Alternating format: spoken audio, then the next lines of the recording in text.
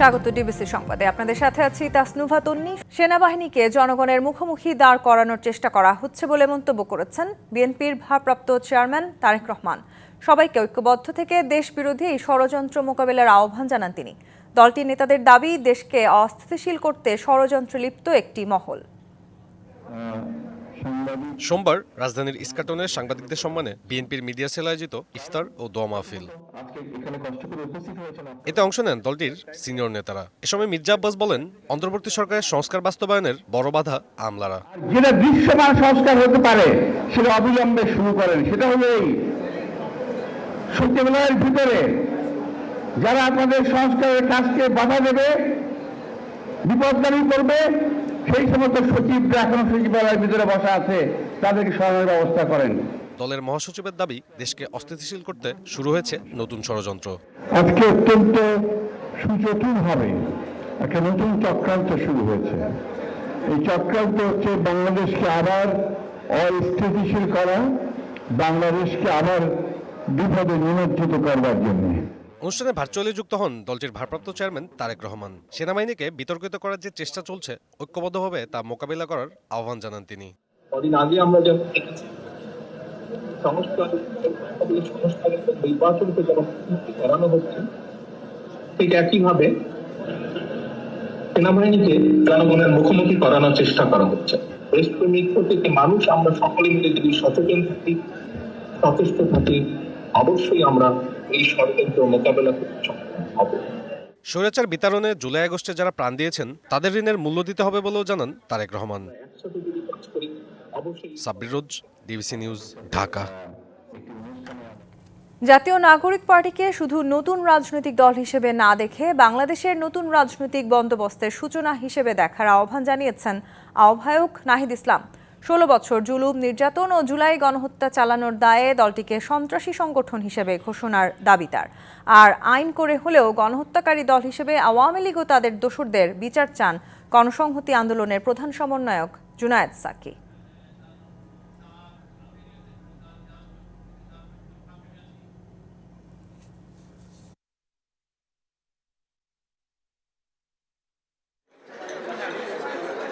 সোমবার বিকেলে বিভিন্ন দেশের কূটনীতিকদের সাথে জাতীয় নাগরিক পার্টির ইফতার আয়োজন। আলোচনায় জুলাই অভ্যুত্থান সফলতায় তরুণদের, বিশেষ করে উঠে আসে জেনজিদের নজিরবিহীন ত্যাগের কথা। আহ্বান জানানো হয় এনসিপিকে নতুন রাজনৈতিক বন্দোবস্তের সূচনা হিসেবে। Only so a new constitution can lay the foundation of a genuinely democratic state. The UN Human Rights Report specifically calls for profound structural reforms in Bangladesh.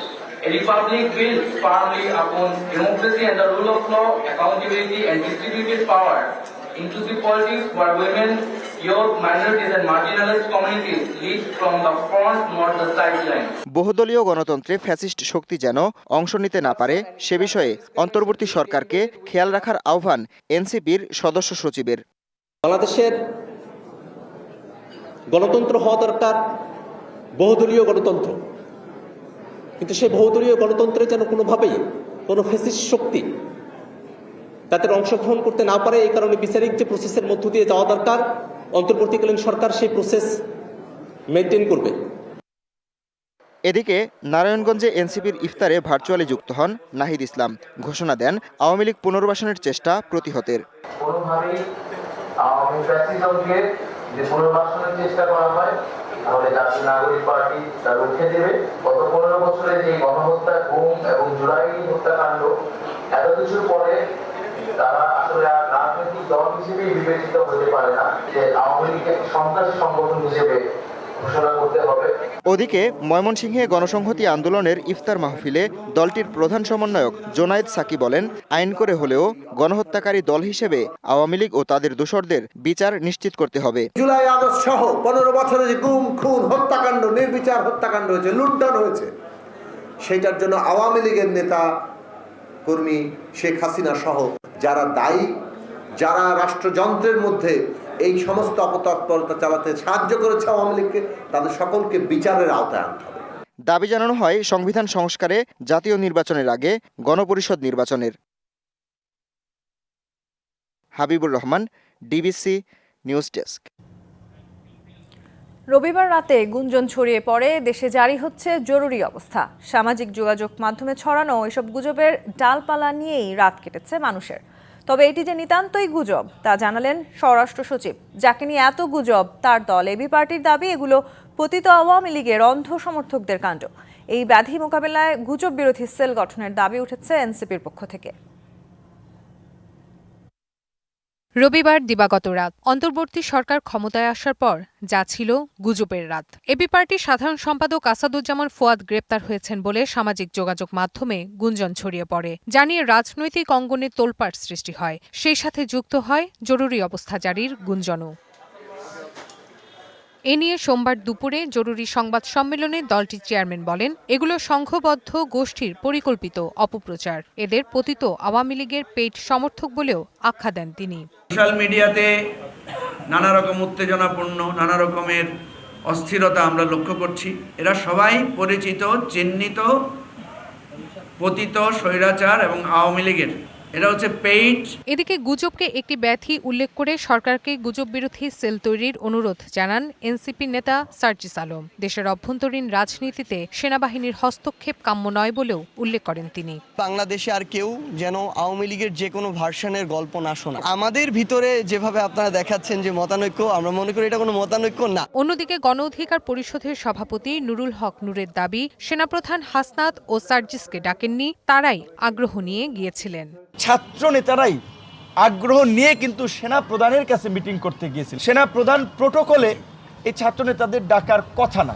তবে সচিবালয়ের নিজ কার্যালয়ে স্বরাষ্ট্র সচিব জানান, দেশের জরুরি অবস্থা জারির বিষয়টি মিথ্যা। এ সম্বন্ধে আমার কোনো কমেন্ট নাই। এগুলা মেয়ার গসিপস, আলাপ আলোচনা হচ্ছে, দু একজনের কথা বলছে, এর সম্বন্ধে আমার কোনো কমেন্ট নেই। আমাদের যে কাজ আছে সেটা আমরা জারি রাখবো এবং সেভাবে চলতে থাকবো। দেশে আইন শৃঙ্খলা পরিস্থিতি স্থিতিশীল রয়েছে বলেও উল্লেখ করেন তিনি। Rifat Asnuva, DBC news, Dhaka. এ বিষয়ে কথা বলতে আমাদের সাথে যুক্ত হচ্ছেন আন্তর্জাতিক ও নিরাপত্তা বিশ্লেষক মেজর জেনারেল অবসরপ্রাপ্ত ডক্টর মনিরুল ইসলাম আখুন্দ। ডক্টর মনিরুল ইসলাম আখুন্দ, আপনাকে স্বাগত জানাচ্ছি ডিবিসি নিউজে। যে এই ধরনের ঘটনা আসলে আমরা হঠাৎ গতকাল রাত থেকে দেখতে পেয়েছি, হঠাৎ এই গুজব কেন? মূল উদ্দেশ্য আসলে কি ছিল? অস্থিরতা সৃষ্টি করাই কিনা, এই বিষয়ে জানতে চাই আপনার কাছে। জি, গুজবের সবসময় একটা সামান্য একটা ছোট অংশ সত্য থাকে এবং বাকিটা মিথ্যা থাকে, যাতে এটা বিশ্বাসযোগ্য হয়। এটা সম্পূর্ণভাবে একটা গুজব ছিল। আজকে স্বরাষ্ট্রমন্ত্রী খুব পরিষ্কারভাবেই বলেছেন এটা গুজব ছিল। সেনাবাহিনীতে কোনো গণতন্ত্র থাকার কথা না, বাট সেনাবাহিনীতে গণতন্ত্র আছে। আমরা 1991 সালে 2024 সালে আমরা দেখিয়েছি আমরা জনগণের পাশে সবসময় আছি এবং থাকবো। এবং সেনাবাহিনীতে অফিসার এবং সৈনিকদের সাথে যোগাযোগ ইটস রুটিন অ্যাফেয়ার। আমি কোম্পানি কমান্ডার, ব্যাটালিয়ন কমান্ডার হিসেবে প্রতি মাসে আমাকে একটা দরবার নিতে হতো। অনুরূপভাবে একটা হাইয়েস্ট লেভেল সেনাপ্রধান কন্টিনিউয়াস, তুমি যখন কোনো সেনানিবাসে যান, সৈনিকদের সাথে দরবার করেন, তাদের কথা শুনেন, অফিসারদের সাথে কথা বলেন। এখন আমরা একটা অবস্থায় আছি যেখানে ডেভিল হান্ট অপারেশন চলছে, আমাদের ম্যাজিস্ট্রেসি পাওয়ার দেওয়া আছে। It is very natural that সেনাপ্রধান সকল অফিসারদের সাথে নিয়মিত যোগাযোগ রাখবেন, ওনাদের মতামত দিবেন। এবং সব অফিসারকে তো ঢাকায় আনা সম্ভব না, এই জন্য উনি ভিসিটির মাধ্যমে সবার সাথে কথা বলবেন। It is a very normal একটা অ্যাফেয়ার। আমরা জানি যে পরাজিত শক্তি আমাদের মধ্যে একটা বিভক্তি সৃষ্টি করার চেষ্টা করছে, নানা কারণে গুজব ছড়াচ্ছে। এটা কোনোভাবে আমাদের বিশ্বাস করা উচিত না। আমি মনে করি দেশটা সঠিক পথেই চলছে। রাজনৈতিক দলগুলোর মধ্যে মতভেদ থাকবে, এটাই তো স্বাভাবিক। This is what is democracy. এবং আমরা বিতর্ক করতে করতে একটা বিউটিফুল সলিউশন আমরা বের করব দেশটাকে ভালোভাবে গড়ে তোলার জন্য। So this is totally, the army under general Wakeruzzaman is totally United এবং আমরা দেশের জন্য আছি। দেশের জন্য সবচেয়ে ভালো সিদ্ধান্ত যেটা হবে সেটাই নিশ্চয়ই সেনাপ্রধান এবং সেনাবাহিনী সেটা গ্রহণ করবে।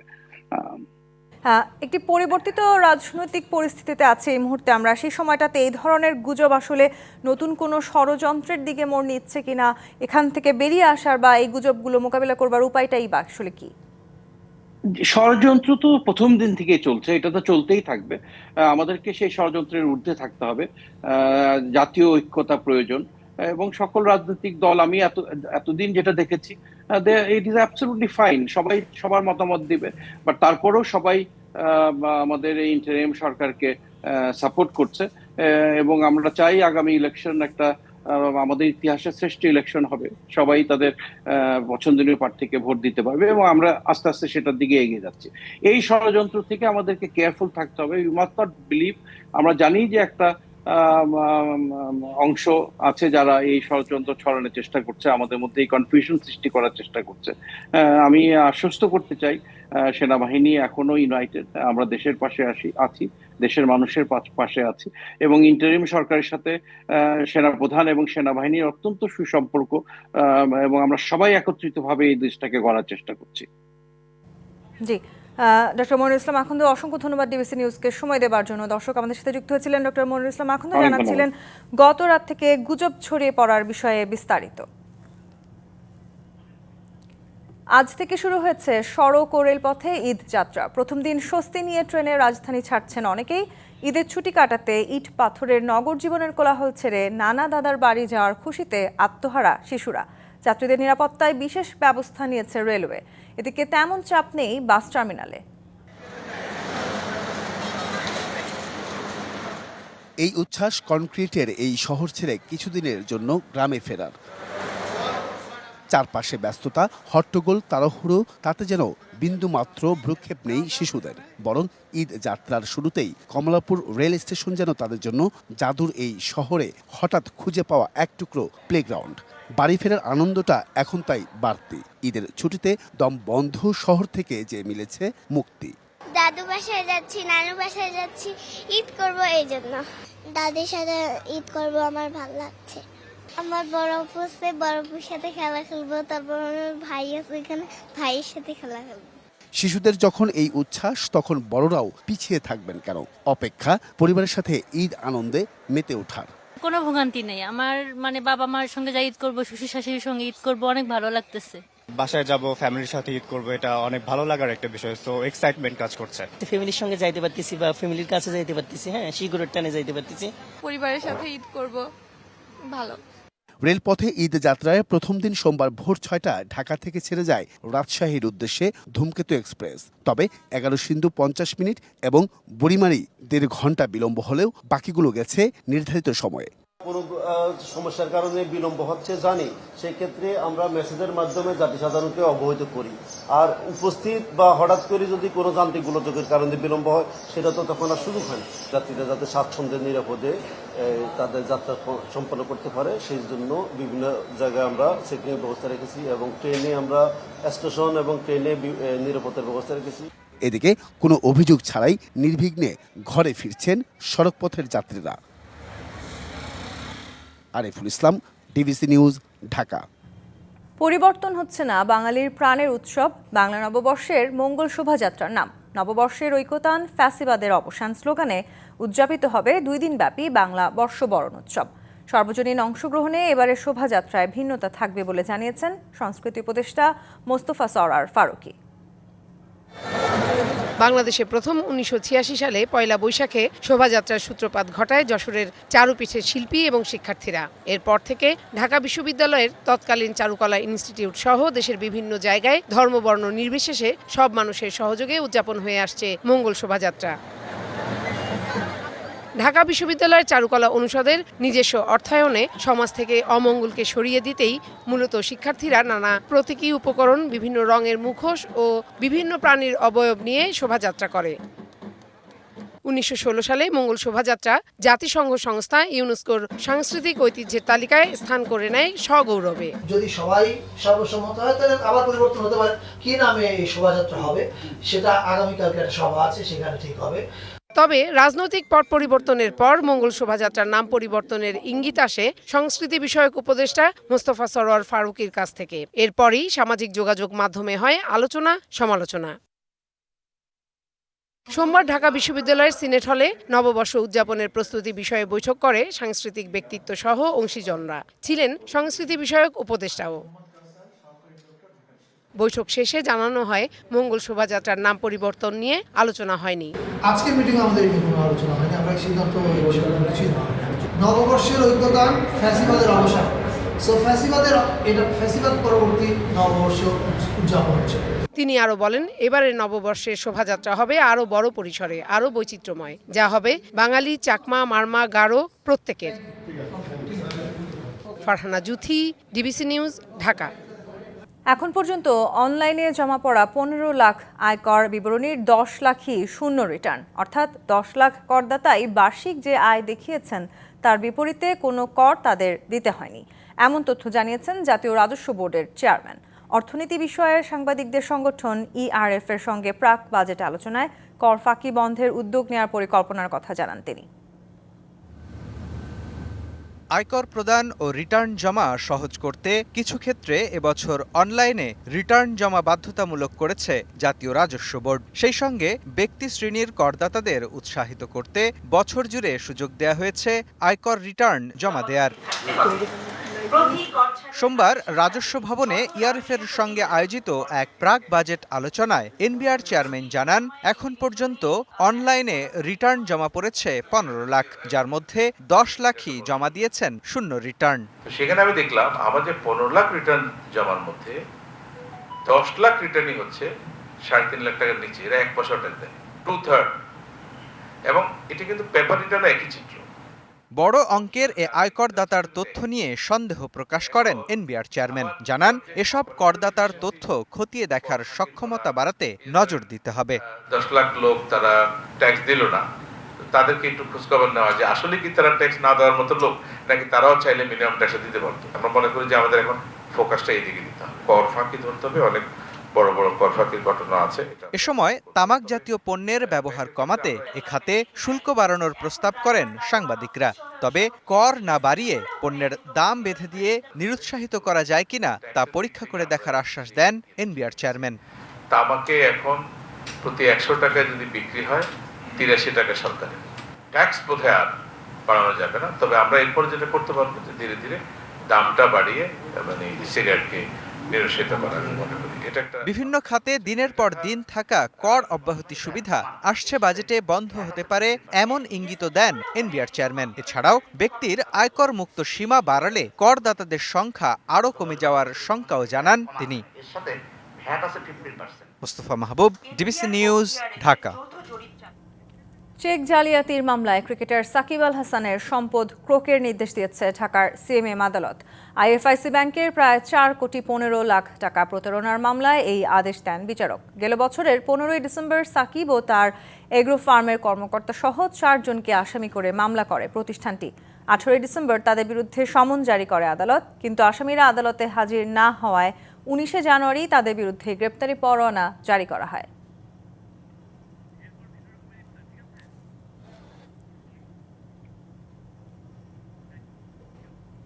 এখন দেখবেন ফ্রেস্কো কন্টেইনার নিবেদিত ভিন্ন রকম ইফতারের খবর।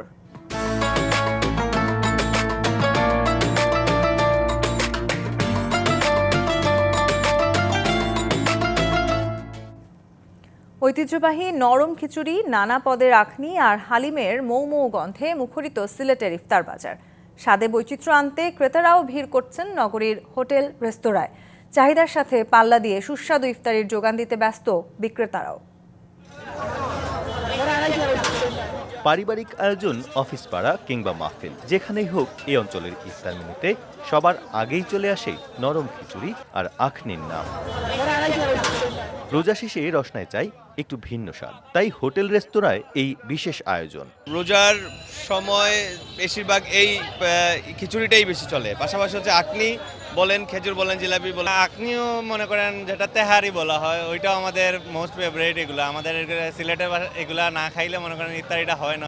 অল্প বিস্তর সবজি আর সুগন্ধি চাল ডালের নরম খিচুড়ির প্রতি বাড়তি আকর্ষণ এই জনপদের মানুষের, সাথে সুস্বাদু চিকেন কিংবা বিফ আখনি। আমরা সিলেটের মানুষ পাতলা খিচুড়িটা বেশি চাই, বিফ তেহারি, চিকেন আখনি, ওগুলো অনেক চাহিদা আছে ভালো। প্রচলিত সব ইফতার আইটেমের সাথে থাকছে জিলাপি সহ নানা মিষ্টি জাতীয় খাবার। পরিচ্ছন্ন পরিবেশে স্বাস্থ্যসম্মত ইফতার সামগ্রী তৈরি করছেন বিক্রেতারা। মানুষের চাহিদা পাতলা খিচুড়ি আছে, হালিম আছে, আর বিফ তেহারি আছে, এগুলাই বেশি চলে। ফার্মের কোনো গরু ওটা দেই না, বা ইন্ডিয়ান কোনো গরু দেই না, তার জন্য আমাদের আখনিটা অনেক ফেমাস বা কোয়ালিটি অনেক ভালো। খাবারের গুণগত মান নিশ্চিতে নিয়মিত মনিটরিং এর দাবি ক্রেতাদের। Pratyush Talukdar, DBC news, Sylhet. এ যেন এক অলৌকিক প্রত্যাবর্তনের গল্প। জীবন মৃত্যুর সন্ধিক্ষণ থেকে ফিরে এলেন ক্রিকেটার তামিম ইকবাল। প্রায় 22 মিনিট সিপিআর এবং 3 বার বৈদ্যুতিক শক দেওয়ার পর হার্ট সচল হয় তামিমের। দ্রুততম সময়ের মধ্যে হার্টে পরানো হয় রিং। অথচ এই তামিম ইকবালই রোজার মাসে টিপিএল আয়োজনের আগে ক্রিকেটারদের স্বাস্থ্য নিয়ে শঙ্কা প্রকাশ করেন। 2018 এশিয়া কাপে শ্রীলঙ্কার বিপক্ষে ম্যাচে হাতে চোট নিয়ে সাজঘরে ফিরে গিয়েছিলেন তামিম ইকবাল। এরপর দলের প্রয়োজনে সেই ভাঙা হাত নিয়েই মাঠে নেমেছিলেন তামিম। দলকে এনে দিয়েছিলেন জয়। ভাঙা হাত নিয়ে তামিমের সেই ব্যাটিং হয়ে রয়েছে দেশের ক্রিকেটে প্রত্যাবর্তনের এক উপাখ্যান। কিন্তু কে জানতো সেই তামিম এরপরে আরেকটি প্রত্যাবর্তনের গল্প লিখবেন, যাকে অলৌকিক বললেও কম বলা হবে। বুকের ব্যথায় হাসপাতালে ভর্তি হওয়ার পর এক পর্যায়ে তামিমের পালস পাচ্ছিলেন না কর্তব্যরত চিকিৎসকরা। দেয়া হয়েছে 22 মিনিট সিপিআর এবং 3 বার ইলেকট্রিক শক। এরপর অল্প সময়ের মধ্যে তামিমের হার্টে রিং পরানো হলে দ্বিতীয় জীবন ফিরে পান জাতীয় দলের এই সাবেক অধিনায়ক। অথচ রোজার মধ্যে ডিপিএল আয়োজন নিয়ে এই তামিম ইকবালই তুলেছিলেন প্রশ্ন, জানিয়েছিলেন রোজা ও গরমে ক্রিকেটারদের অসুস্থ হয়ে যাওয়ার শঙ্কা। কে জানতো ক্রিকেটারদের জীবন নিয়ে শঙ্কা করা মানুষটি নিজেই হবেন অসুস্থতার শিকার। এখানে যে কোনো একটা অ্যাক্সিডেন্ট কিন্তু হয়ে যেতে পারে, যে পরিমাণের গরমের মধ্যে আবার রোজার মধ্যে খেলা হয়। শাইনপুকুর মোহামেডানের ম্যাচে ম্যাচ রেফারির দায়িত্বে ছিলেন দেবব্রত পাল। সকাল থেকেই তামিমের অসুস্থ হওয়া থেকে পরবর্তী নাজুক সময়টা কাছ থেকে দেখেছেন তিনি। মুখে ফেনা আসা থেকে শুরু করে পালস না পাওয়ার যে বর্ণনা দিয়েছেন তিনি, তাতে বোঝা যায় কতটা খারাপ পরিস্থিতির মধ্য দিয়ে গেছেন তামিম। অ্যাম্বুলেন্স থেকে নিয়ে হেলিকপ্টারে শিফট করবে, তখন তামিম ইকবালের মধ্যে আমরা পুরাইটাই অচেতন। হ্যাঁ, পুরোপুরি অচেতন, মুখ দিয়ে আপনার ফেনা পড়তেছে। ডাক্তার বলতেছে, ডাক্তার যে ছিল বিকেএসপি বলতেছে পালস পাওয়া যাচ্ছে না, খুবই খারাপ অবস্থা। কথায় আছে, মেঘ দেখে কেউ করিস নে ভয়, আড়ালে তার সূর্য হাসে। শঙ্কার মেঘ সরিয়ে সূর্যের দ্যুতির মতো আলো ছড়াবেন তামিম, ফিরে আসবেন, আবারও মাতাবেন 22 গজ, এই প্রার্থনা এখন কোটি ভক্তের। Nahid Ahmed, DBC news desk. সংবাদ শেষ করছি একটি অন্যরকম খবর দিয়ে। নিভে গেল পুরো পৃথিবীর আলো। শনিবার বিশ্বজুড়ে পালিত হলো আর্থ আওয়ার। বিশ্বের বিভিন্ন দেশে 1 ঘন্টার জন্য আলো নিভিয়ে অন্ধকার করে রাখা হয়। মূলত জলবায়ু পরিবর্তন এবং প্রকৃতি রক্ষায় সচেতনতা তৈরির লক্ষ্যে প্রতি বছর পালিত হয় এই আর্থ আওয়ার। 2007 সালে অস্ট্রেলিয়ার সিডনি অপেরা হাউসে 1 ঘন্টার জন্য বাতি নিভিয়ে শুরু হয় এই আর্থ আওয়ার পালন। এটি ছিল জলবায়ু পরিবর্তনের ক্রমবর্ধমান উদ্বেগের বিরুদ্ধে পদক্ষেপ নেওয়ার আহ্বান। তারপর থেকে প্রতি বছর মার্চের শেষ শনিবার ব্যতিক্রমী এই দিনটি পালিত হয়ে আসছে। বর্তমানে বিশ্বজুড়ে 200টির বেশি দেশ এই আর্থ আওয়ার পালন করে থাকে। ওয়ার্ল্ড ওয়াইড ফান ফর নেচারের আহ্বানে রাত 8:30 থেকে 9:30 পর্যন্ত আলো নিভিয়ে পালন করা হয় দিবসটি। শনিবার রাতে গ্রিসের রাজধানী এথেন্সের ঐতিহাসিক অ্যাক্রোপোলিসের বাতি নিভিয়ে দেওয়া হয়। গ্রিসের সংসদ ভবন এবং রাজধানীর হোটেলগুলো অংশ নিয়েছিল আলো নিভিয়ে। হংকংয়ের ভিক্টোরিয়া বন্দর এবং জাপানের রাজধানী টোকিওর ল্যান্ডমার্কগুলো 1 ঘন্টার জন্য আলো নিভিয়ে পালন করে এই দিবসটি। পরিবেশ রক্ষার জন্য আমাদের যত তাড়াতাড়ি সম্ভব পদক্ষেপ নিতে হবে। আর্থ আওয়ার প্রকৃতপক্ষে একটি অত্যন্ত গুরুত্বপূর্ণ বিশ্বব্যাপী অনুষ্ঠান। দিন দিন প্রখর হচ্ছে পৃথিবীর তাপমাত্রা, গলছে হিমবাহ। বিশ্ব জলবায়ু পরিবর্তনের কারণে সংকটের মুখোমুখি হচ্ছে প্রকৃতি। সারা বিশ্বের মানুষের মধ্যে সচেতনতা বৃদ্ধির লক্ষ্যে এই দিবসটি পালন করা হয়। Nahida Rinthi, DBC news desk. DBC সংবাদে এই ছিল এখনকার মতো। ডিবিসি নিউজের সংবাদগুলো পড়তে ভিজিট করুন dbcnews.tv আর ভিজিট করুন ডিবিসি নিউজের ফেসবুক পেজ এবং ইউটিউব চ্যানেল। ডিবিসির সঙ্গেই থাকুন।